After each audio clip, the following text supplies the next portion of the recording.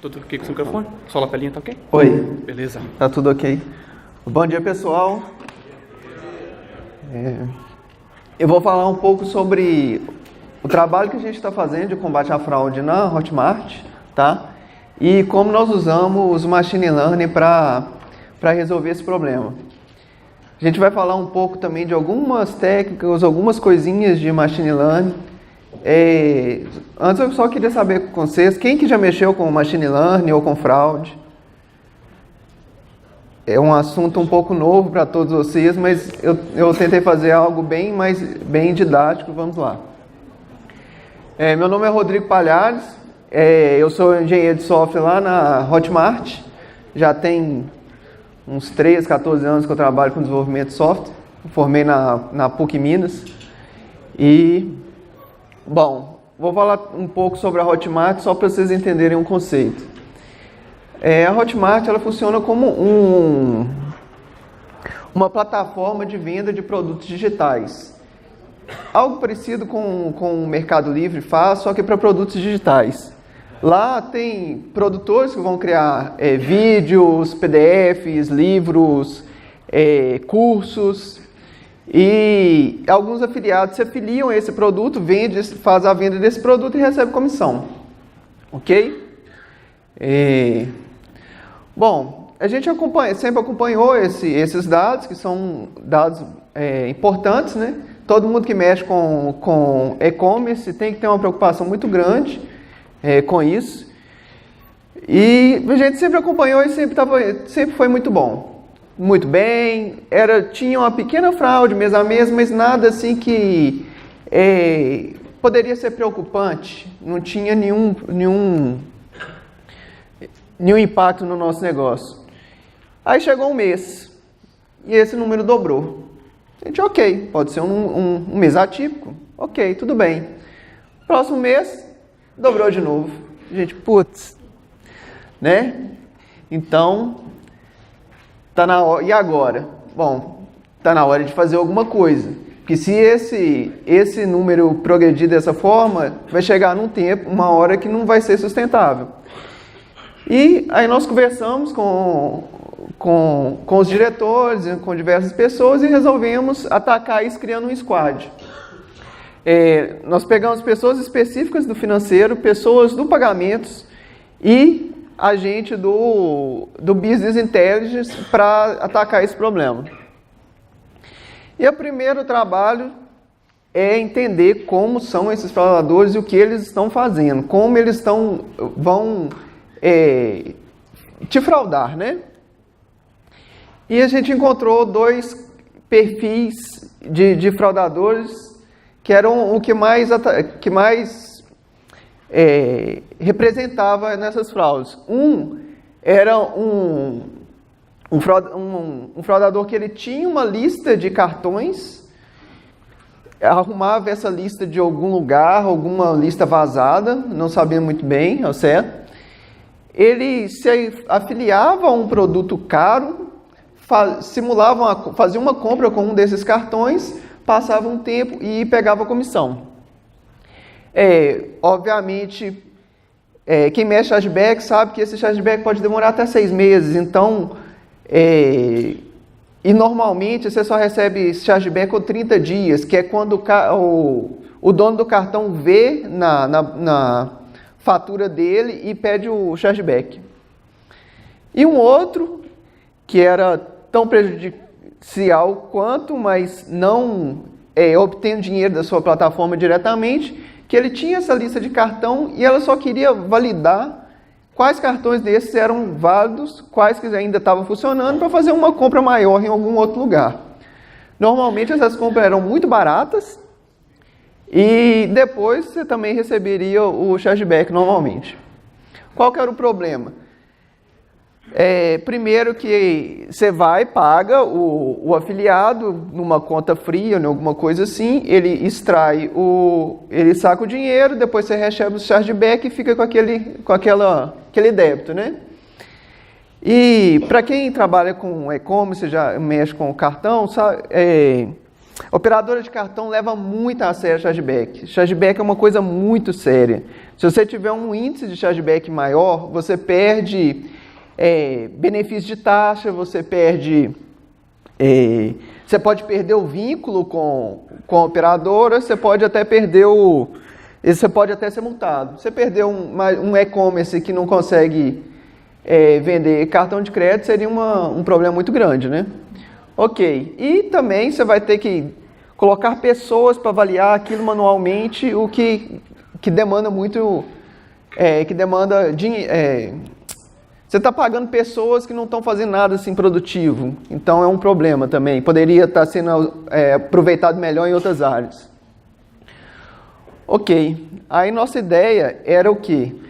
Era criar um modelo que conseguisse distinguir esses usuários suspeitos para depois fazer uma avaliação manual. Para depois a Lilo receber aquele desenhozinho ali e saber mais ou menos se aquele usuário é um suspeito forte ou não. Ok. Então, basicamente, seria o seguinte, a gente pegaria o histórico de usuários, aplicaria um modelo nele, e esse modelo retornaria para a gente quão provável esse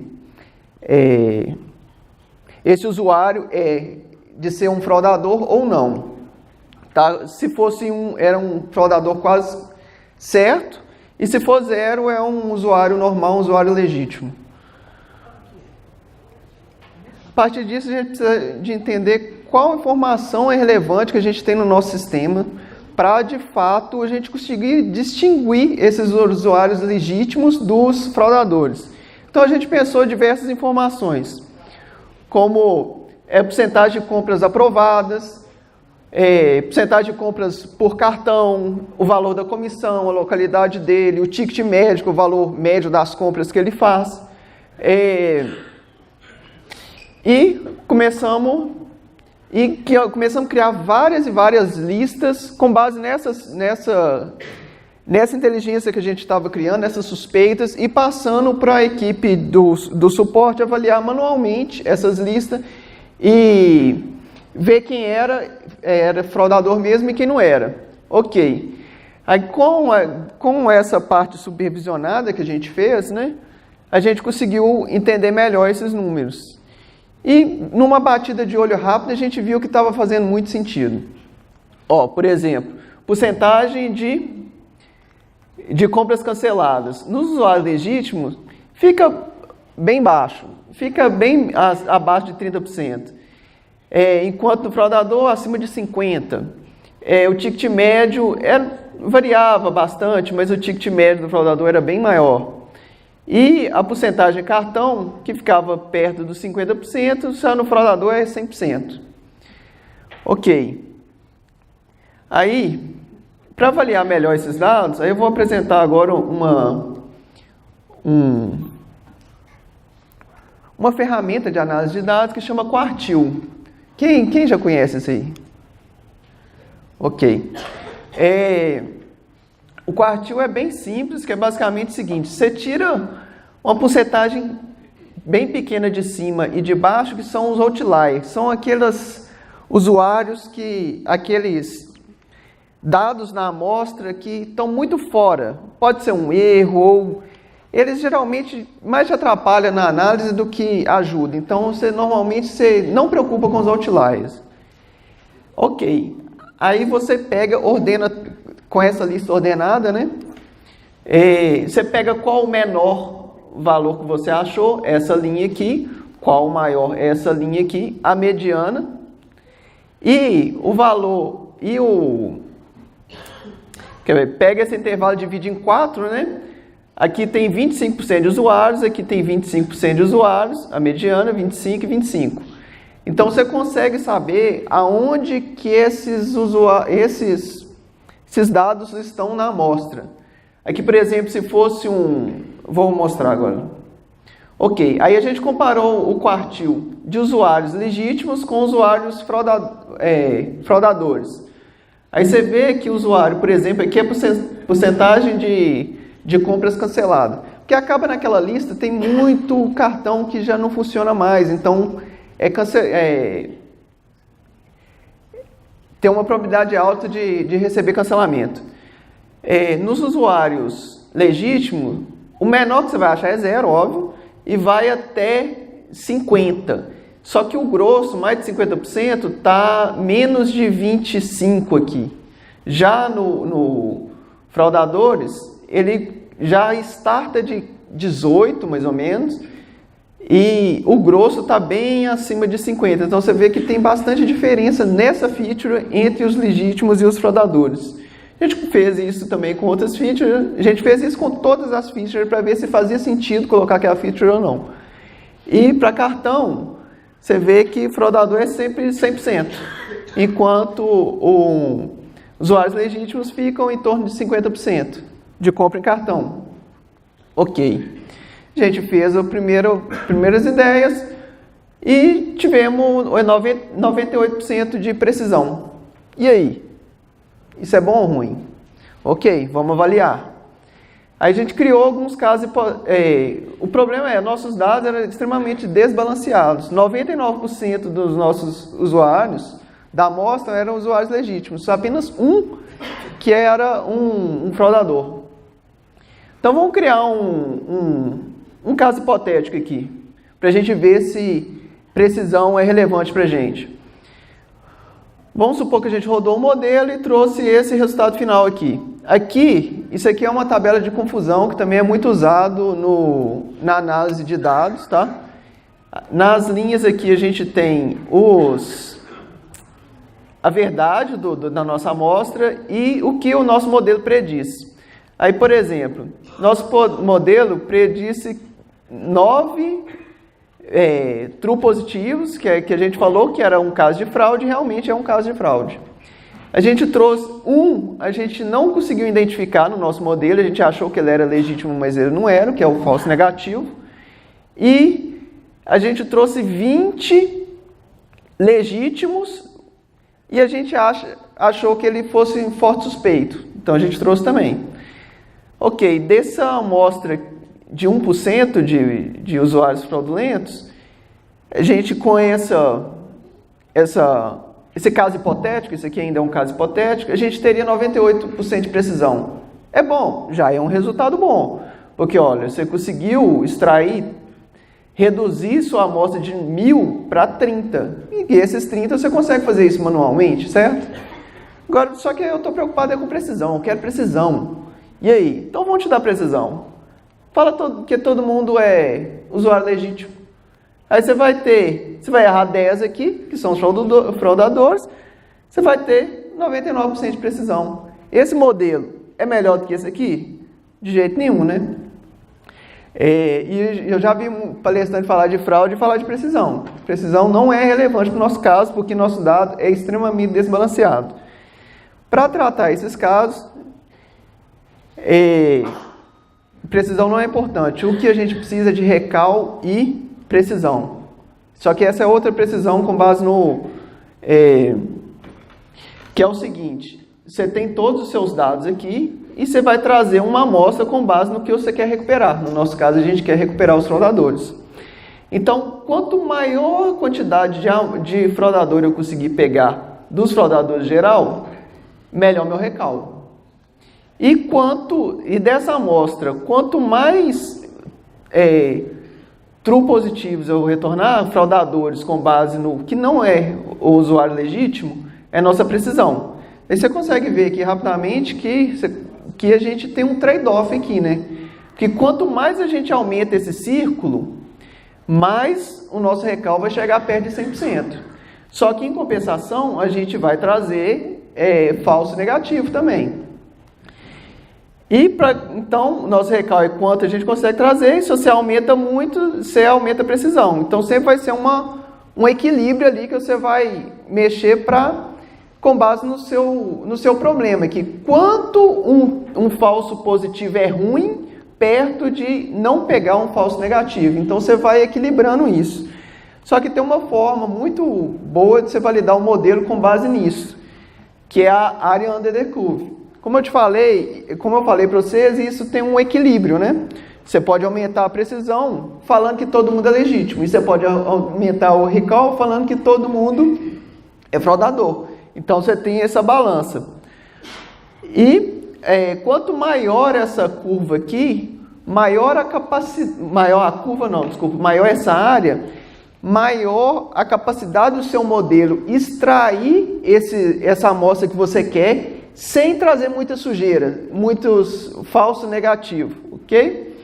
E tem nessa linha, você consegue ter uma fórmula, que é uma fórmula bem simples até, essa aqui é um pouco mais complicada, mas a outra é bem mais simples, que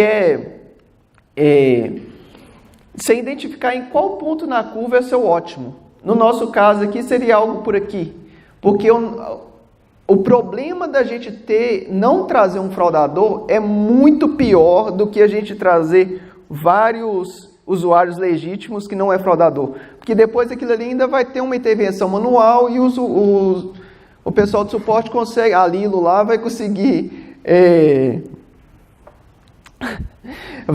avaliar melhor essa lista.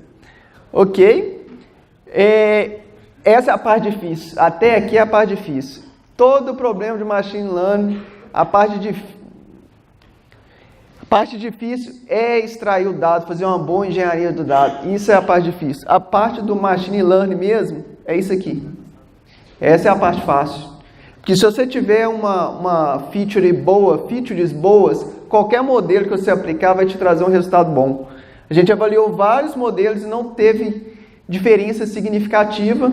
Então a gente usou o Random Forest, que é um algoritmo de classificação excelente para esse tipo de caso. A gente colocou várias configurações diferentes. Esse grid, isso aqui é Python, esse grid search, você vê, ele faz uma comparação entre os vários parâmetros desse modelo. A gente comparou com outros modelos também e a gente chegou num ótimo aqui que era 150 estimators e que traria uma área under the curve de 99,5%, que é essa área aqui, que é bem parecido com aquela outra. E a gente usou a métricazinha nossa, a gente identificou que o melhor ponto seria esse aqui, ó, que a partir disso você traz muita sujeira, muito falso negativo para você extrair pouco fraudador a mais. E esse aqui seria o nosso ótimo. Nesse caso a gente consegue recuperar 93% de todos os fraudadores. E o best aqui é que você está falando que qualquer um que tenha acima de 25% de probabilidade você vai trazer. E essa, olhando pela matriz de confusão, foi isso aqui, o resultado. A gente conseguiu, dos 28 fraudadores que tinham, a gente conseguiu recuperar 26 e a um custo de trazer 8 falsos positivos, que na avaliação manual depois, na classificação manual depois, o suporte rapidamente ia identificar isso, não teria problema nenhum para esses usuários. Ok, uma outra forma de ver, eu queria apresentar isso aqui, que foi muito útil para a gente, que é o TSNE. Que ele, basicamente, quando você vai fazer uma matriz, você tem várias features, então você tem uma matriz multidimensional ali. Para nós humanos, a gente não consegue enxergar várias dimensões. E o que esse TSNE faz é reduzir essas multidimensionalidade em 2 dimensões apenas, mantendo uma proximidade desses pontos, que é o importante para a gente. Aí você consegue ver, ó, que nossos fraudadores eles estão numa área bem próxima e eles têm um comportamento bem parecido. E o que a gente errou, que são esses pontinhos vermelhos aqui, eles estão bem distantes. Então seria muito difícil mesmo a gente recuperar, talvez pode ser até uma classificação manual errada, então isso não é um problema muito grande. E como que a gente fez, a gente avaliou, criamos um modelo, tá legal, ficou bom, trouxe um resultado legal, como é que a gente vai usar isso na prática? A gente criou um sistema onde todo dia a gente pega os históricos dos usuários e identifica quem são os possíveis suspeitos, cria uma lista e apresenta para para alguém do suporte, para a Lilo lá, fazer a avaliação. Que seria uma lista parecida com essa aqui. Usuário tal, quanto que ele tem de saldo, não sei o quê. E ele tem 81% de chance de ser um fraudador. Isso é um possível suspeito. Esse aqui, olha que interessante, ele tem 24% só. Mas ele está aqui. Apesar de ele ter 24%, o que custa eu perder um tempinho? Avalie esse caso também. Pode ser. Ok. Aí se eu clicasse no usuário, só que um número apenas, se eu falar com o cara 85, ele vai falar, não, 85, então ele vai marcar com o fraudador, né? Ele precisa de mais informação para entender como esses 85 foi gerado. Por que teve 85? Aí a gente criou uma tela explicando, com base nas nossas features,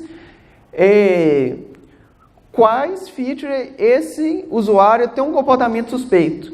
Por exemplo, esse aqui teve 85 pontos de fraude. 85% de ser uma fraude.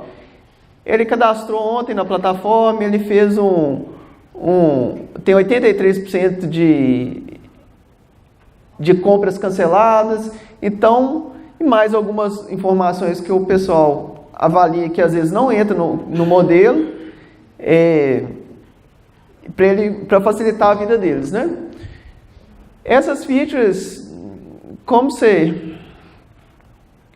é que a gente fez para identificar qual que foi real? Por que esse cara está vermelho e esse está verde?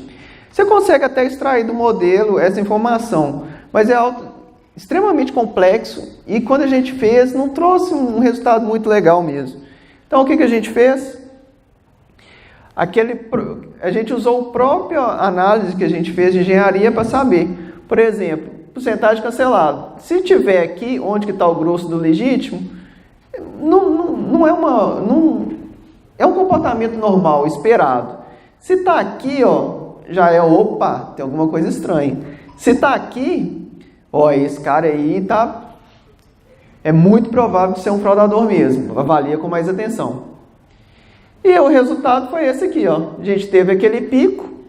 Quando a gente começou a usar o modelo, teve outras frentes também que não usaram machine learning, mas que o Squad desenvolveu e esse é o nosso resultado. A gente chegou num patamar muito melhor do que a gente estava antes. É importante aqui que todo mês, aí de vez em quando tem um mês, igual aqui teve um mês um pouquinho maior, que você esses usuários fraudadores, eles entendem um pouco como é que é a sua plataforma e começam a sobreviver ali, né? Então, você tem que estar sempre rodando novamente o modelo, testando de novo, incluindo nova feature e validando. Isso é um trabalho constante que não acaba nunca.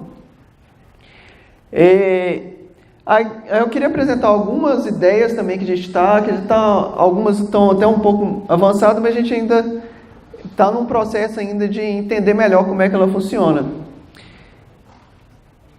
Isso aqui é um grafo que a gente colocou os compradores, o dado de cobrança dele, quem eram os afiliados e montamos um gráfico. Aí você consegue ver que, por exemplo, esse usuário aqui fez esse monte de compra, usou esse cartão que também foi usado aqui. Então, você consegue identificar que esses usuários aqui, esse Lucas G aqui, esse Nilo, não sei o quê, possivelmente também ele é um fraudador. Você consegue ir amarrando isso e achando pessoas, usuários suspeitos que estão relacionados com outros. Isso o pessoal usa muito bem isso aqui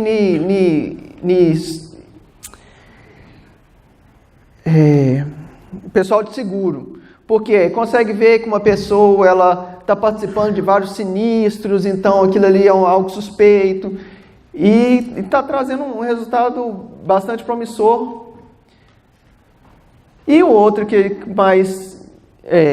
aí já é um pouco mais complicado, mas a gente está começando a estudar, que é o seguinte: você consegue entender que nisso aí tem todo um ciclo, uma jornada que esse cliente faz. Ele entra na página de venda, depois ele vai na página de checkout, bota o seu cartão, termina de preencher o dado, vai na tela de obrigado, depois acessa o produto. Então ele tem toda uma jornada. Você consegue pegar a informação dessa jornada que o comportamento dele vai ser muito diferente um comportamento de um usuário legítimo de um usuário fraudador. E não só isso. Você consegue, analisando essa jornada, identificar coisas, se ele é suspeito, a idade, quão confiante que ele está naquela compra, se ele realmente está 100% de ser, se aquilo ali 100% de certo daquela compra ou não. Então isso aí pode virar um chargeback ou reembolso, ou às vezes tem muita informação relevante ali que pode ser extraído com base nessa jornada que a gente ainda pode avançar. É isso aí e que eu queria apresentar para vocês, e agora estamos abertos a perguntas aí. Alguém quer perguntar alguma coisa?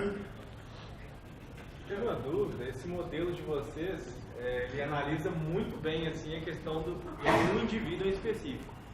Então, você acaba precisando deixar o fraudador fazer algumas ações para em algum momento você conseguir identificar que ele é fraudador.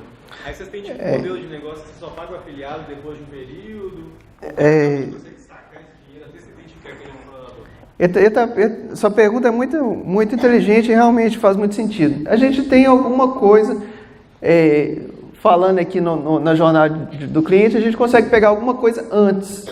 Mas como o nosso produto é digital, realmente esses casos são os casos que passam. Só que não é um problema muito grande, porque como o produto é digital, não é um produto físico que você não consegue pegar de volta. É um produto digital que ele muitas vezes não vai nem acessar. E se você identificar antes de você tomar um chargeback, não tem problema. Você manda reembolsar com o operador de cartão, não vai ferir seu score. A gente espera, tem sim um tempo, igual você perguntou, tem um tempo sim para a gente ver se está tudo ok, se teve reembolso ou não para pagar esse afiliado. Então não tem tanto problema, desde que a gente consiga identificar rápido. Porque quando começar a tomar chargeback, aí você começa a perder o score e tal. Então, aqui a gente consegue identificar antes de tomar o chargeback, então não seria um problema muito grande. Você tem algum comentário sobre a política que você tem de retreino do modelo? Olha, mensalmente a gente reavalia o modelo. Abandona ou decide se vai abandonar o anterior? Como é que vocês fazem? Sempre retreina e usa o mais novo? A gente roda em cima que algumas vezes, igual teve uns ali que não pegam. Então, se o modelo não pegar, a gente vai tomar o chargeback e a gente vai ver que aquele usuário a gente errou. Então, a gente reavalia em cima do resultado que trouxe naquele mês. E se ele roda de novo o modelo, vê se traria um resultado um pouco melhor ou não. E se trouxer um pouco melhor, a gente atualiza. Se teve um resultado abaixo do esperado, a gente tenta entender por que não atendeu nossos requisitos, tenta descobrir uma nova feature e assim vai. Essa questão da prevenção, né? Não no combate já ao ato, vocês têm alguma outra fonte de dados externa? Tipo, algum Serasa, alguma outra coisa que vocês conseguem cruzar alguns outros dados do perfil Na hora que você vai passar para o provedor que vai faturar seu cartão, ele já tem várias métricas que você consegue colocar, você passa até o IP para ele, algumas coisas assim que já te dão uma certa garantia do que entra. Mas mesmo assim ainda passa. A gente usa esses, aí a gente está olhando alguns outros, mas ainda esse já pega bem e o modelo já atende bem por enquanto. Ó, passou. Mais alguma pergunta? Quanto tempo que a gente tem? Alguém sabe? Não. Já usaram abordagem não supervisionada para rodar algo parado de dados? Para não ter esse processo continuado de falar de cada. Você criar uma base estruturada para tentar. Para esse Para esse caso, o ideal é o supervisionado mesmo. Eu não estou lembrando de nenhum modelo agora que a gente tenha aplicado que não seja supervisionado. E, geralmente é bem mais difícil até, né? Quando você faz não supervisionado. Mas eu não estou lembrado de nenhum modelo agora que a gente não usou não supervisionado. Mais alguém? Foi a primeira vez que vocês... Nossa, eu não estou sabendo, estou vendo não. Foi a primeira vez na empresa que vocês trabalharam com machine learning? Foi um do...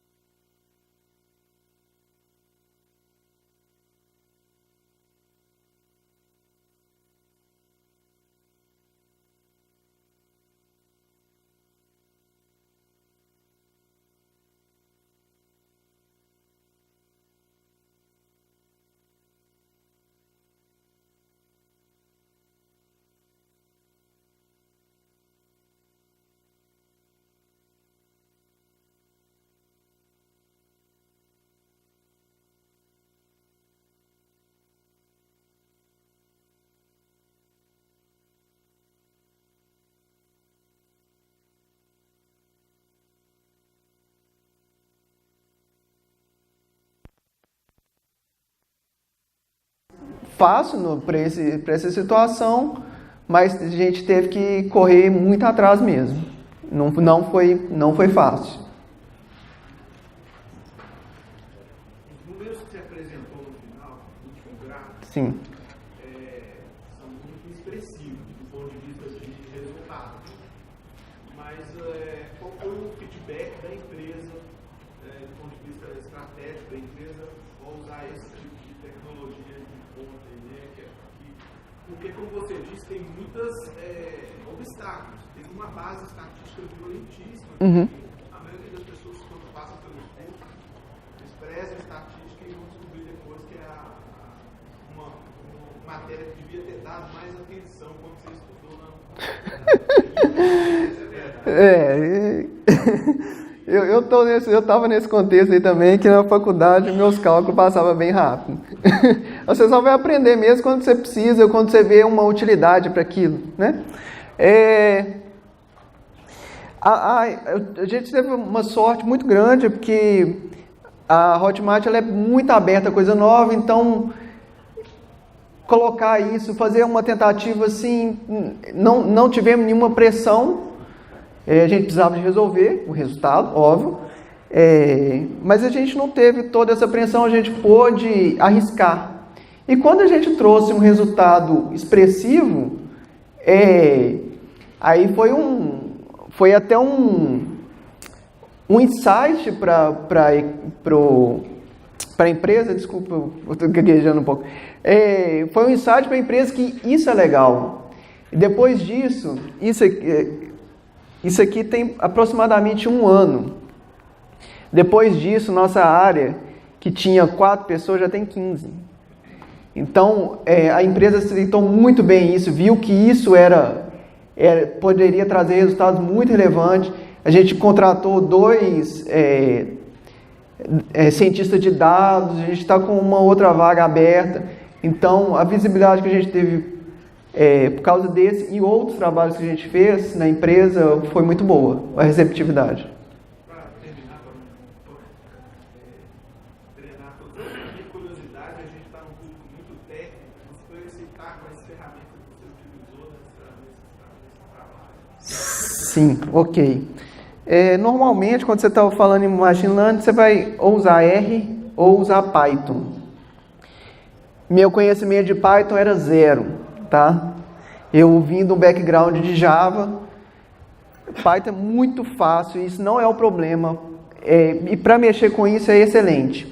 A gente usou Scalene, Scikit lá, que é o mais conhecido, que é o que você vai ver mesmo para usar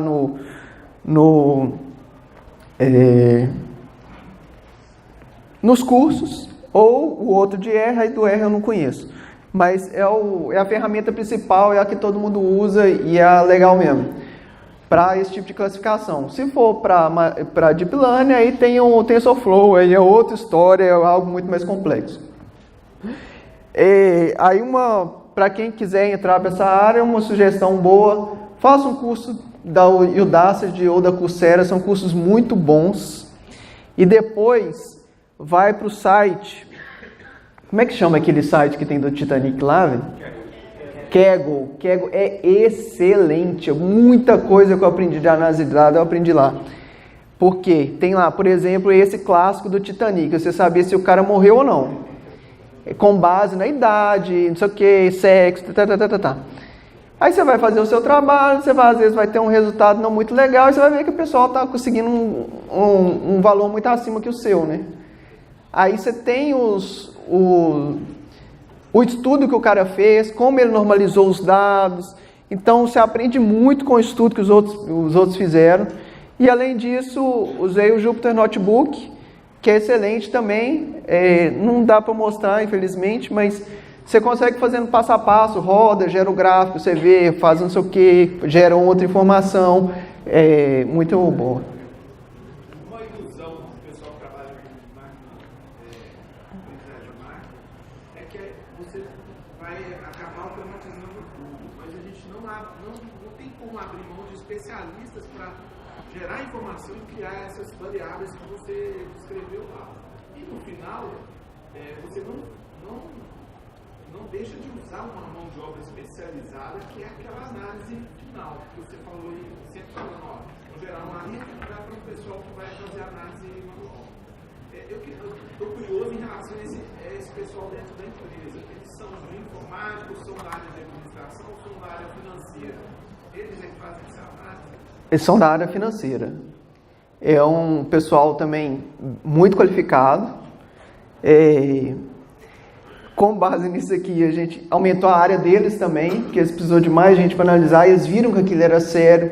Então, no nosso caso, a gente conseguiu trazer um resultado melhor, a gente conseguiu empregar mais gente, com a qualificação boa também, o pessoal qualificado também. Sem o modelo a gente não ia conseguir, a gente ia ter que pegar, não sei, não sei se eu te respondi, eu não sei como é que foi. Eu queria sugerir você, na próxima revisão dessa palestra, colocar um número 21.000, e isso também brilha nos olhos. Eu acho que você vai ter essa retorno que isso trouxe para a empresa. Porque se a empresa são números bem significativos, em termos de. Porque nem sempre na hora que você vendeu, você deixou de ter. Sim. Eu gostaria muito de colocar essa informação, sinceramente. Eu posso ver o que dá para adicionar mais de informação. Adorei sua sugestão. A gente vê o que dá para trazer mais de retorno, que ficam os números. Não tem nem número, só tem a barra, né? Seria algo, com certeza, ia acrescentar bastante mesmo. Obrigado. Não sei se a gente tem tempo. Ninguém falou nada. Ninguém quer fazer mais uma pergunta? Eu quero, na verdade. Em certo momento você falou que vocês esperam o usuário finalizar a compra e já entrar quase que no chargeback para vocês fazerem a avaliação.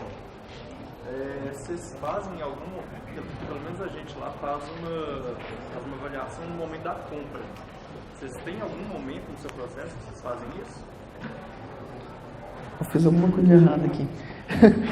Tem, na parte da compra tem, eu cheguei a comentar, essa parte eu não vou conseguir te dar muita informação sobre ela, porque não foi uma outra equipe que fez. Mas tem algumas coisas sim que a gente faz antes para avaliar. Mas, seu trabalho é com e-commerce? Tá. Oi? Marketplace, né? Produto físico? O seu caso é bem mais complicado do que o nosso, né? A gente tenta, tem algumas coisas que faz antes, sim. Dessa parte do comportamento dele na jornada, mas é algo ainda que tem até uma assertividade boa, mas é algo bem primitivo ainda. Não é algo... E tem a própria operadora de cartão que já tem... Quando você vai na AD, eles têm várias configurações lá, você passa até o IP para eles conseguem ter uma assertividade, barrar bastante ainda. Ok? Acho que é... Beleza. Obrigado, pessoal. Agradeço aí. Valeu. Obrigado.